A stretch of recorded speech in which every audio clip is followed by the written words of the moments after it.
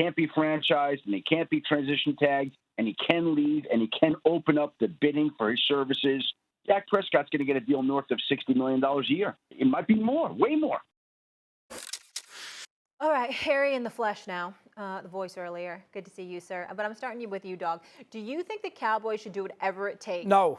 You're not going to let Molly finish the question I know first? what she's going to tell me. He never does. It's his style. He beat Seattle at home. He beat Tampa twice on the road in the postseason. I mean, that's what essentially – I only beat Tampa once. What am I talking about? Last year, he didn't have to play him. He beat him once. So he's got 2 playoff wins in his career against the Seattle Seahawks and the Tampa Bay Buccaneers. He lost to Green Bay twice. He lost to San Francisco twice. He lost at L.A. against the Rams. Where are you going to sit there and tell me that paying him $60 million a year is going to help you win a Super Bowl? So you are going to pay 25% of your cap space, roughly, might be 20, whatever that number is. You're paying him 55, 60 million. You're going to pay Harry 20% of your cap, 1/5, to Dak Prescott, who is a good quarterback, but has not shown you yet that in a big spot. And he's been around a long time. It's not like he's 22 years old. In a big spot. And he also didn't win in Alabama in big games in college at Mississippi State. Let's not forget that either. Big spot has not won a significant playoff game. I can't do it. Now, I understand Cooper Rush is not the answer. I understand that he's 82 years old and he gives him a better chance than, say, somebody else. But there comes a point you got to say, hold on now. I'm paying this guy 60. He's not Mahomes. He's not Burrow. He's not Josh Allen. He's not this. He's not that. I'm paying him $60 million? What? No, I'm not. I'm not doing it. Let him play out his free agency. I'll deal with that problem next year. That's the way I would handle it. They probably won't, but that's the way I would handle it. Doug, I want to ask you this question. When you look at the National Football League, what's the most prestige position on a football field? Oh, quarterback. Quarterback position. When you go back to I think it was the 2000 Ravens, and they won that Super Bowl, things were a little different back then. 100%. You could lean on your defense. You could have a mediocre quarterback. You could win an NFL championship. Also, the 2002 Tampa Bay Buccaneers leaned on their defense as well, had Brad Johnson at the quarterback position. In today's NFL, that's not the case. Have to have the QB. If you don't have a quarterback, you don't have a chance. If the Dallas Cowboys do not have Dak Prescott, what's their succession plan? What's their plan B, doggy? I don't know what it is. I don't have the answer for that question. But so you got to pay your guy. But let me ask you this, Harry. Be fair. Let's say they give him $55, $60 million or whatever it is. You're going to win a Super Bowl with Dak Prescott as your quarterback? I have a chance. If you don't give him the money, you're floating around winning 4 to 5 games a year. You would take that? Have a chance. You have a legitimate chance or a puncher's chance. Which one is it? Well, here's my thing. If you have the ability to make the playoffs, you always have a chance, doggy. If you get in the dance, you have a chance if you make the playoffs, point blank, period. I was on the bad side of a team barely making the playoffs and getting into a wild card spot and going to win the Super Bowl. Those times the New York Giants won a Super Bowl. Were they the best team in the NFL? But they had Eli, who's a great player in the fourth But they had to go on a winning streak late to be able to get to that point and go win a Super Bowl, right? I don't disagree with that. But as Dak Prescott in his career, has he shown you the ability in a stretch of significant games when the seasons are on the line that he can string together 3 to 4 games of top-notch quarterback play? He has not shown you that. No, I'll give you this. Dak Prescott has been phenomenal, in my opinion, in the regular season. Can he be better in the postseason? Yes, he has to be better. Has he shown you the ability to take a team on his back in postseason play? No, he hasn't done that yet. Has he had plenty of opportunities to do it?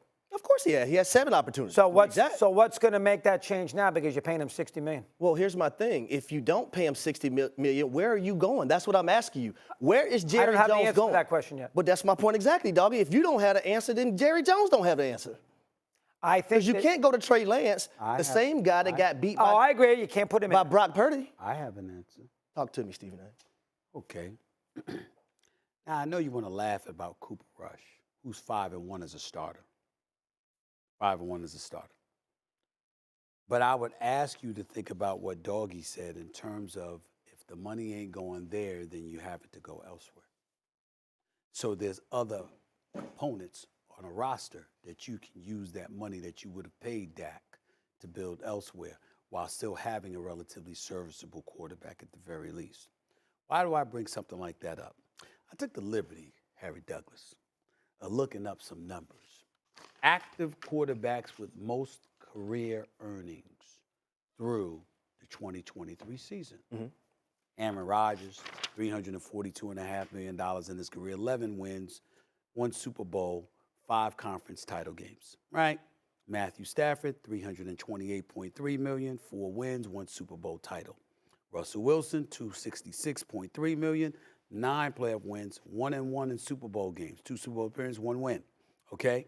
Now, Joe Flacco, $175 million, 1 Super Bowl title, 10-6 in the playoffs, okay? Why do I bring that up? Kirk Cousins is at $231.7 million in his career, 1-3 in the playoffs. Where did paying Kirk Cousins get anybody? Derek Carr has made $165.7 million. This man has only made 1 playoff appearance, and he lost that game. I'm simply saying to you that just like you can tell me your quarterback gives you a chance, I can make the argument that the quarterback could get in the way of you having a chance. And I'm saying to you, if you got a guy that choked, I'm not calling him a choke artist. I'm not calling Dak Prescott any names. I know the brother can ball. I know he's not a scrub. I know he can play. But the brother has choked in a couple of playoff games now. You know where I'm going, and I know you know I'm right. I keep bringing this up with Molly. I keep bringing this up with Doggy. When you talk to players and you bring up Dak Prescott, incredible guy, great character, great regular season quarterback. When you bring up the playoffs, don't their whole body language change? Don't they all go like this? Oh, all right, man, we got to hope. Expectations run out the window. All of a sudden, they hoping because they believe that as the pressure mounts, as the lights intensify, this brother folds underneath the pressure. They believe it. Contemporaries believe it. The fans believe it.